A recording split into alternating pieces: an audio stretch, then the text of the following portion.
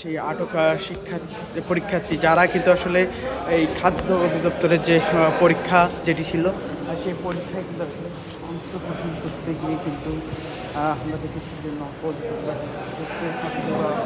অবলম্বন করতে কিন্তু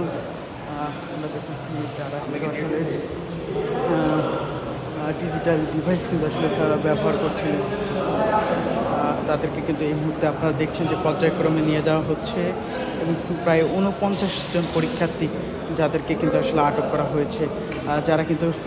আমরা দেখছি অনেকে কিন্তু মুখ লুকানোর চেষ্টা করছে এবং আমরা যে তথ্যটি পেয়েছি আসলে তাদের কিন্তু আসলে বিভিন্ন মেয়াদে কিন্তু আসলে সাজা দেওয়া হয়েছে আমরা জানতে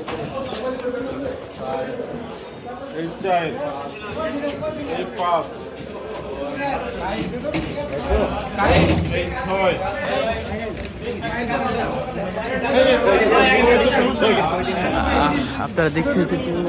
আসলে ব্যক্তিদেরকে কিন্তু আসলে আমরা দেখছি যে পুলিশের যে ভ্যান সেখানে কিন্তু একদিনের দিছে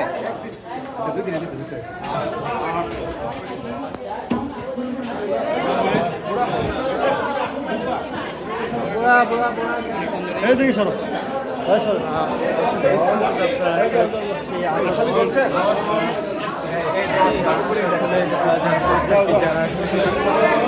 আমরা দেখেছি যে পরীক্ষা ডিজিটাল ডিভাইসের মাধ্যমে তাদেরকে কিন্তু আটক করে দিয়ে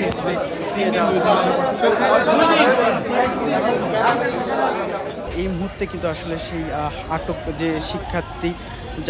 পরীক্ষার্থী যারা কিন্তু আসলে খাদ্য অধিদপ্তরের যে নিয়োগ পরীক্ষা সেই পরীক্ষায় অংশগ্রহণ করে ডিজিটাল জালিয়াতি যেটা অর্থাৎ ব্লুটুথ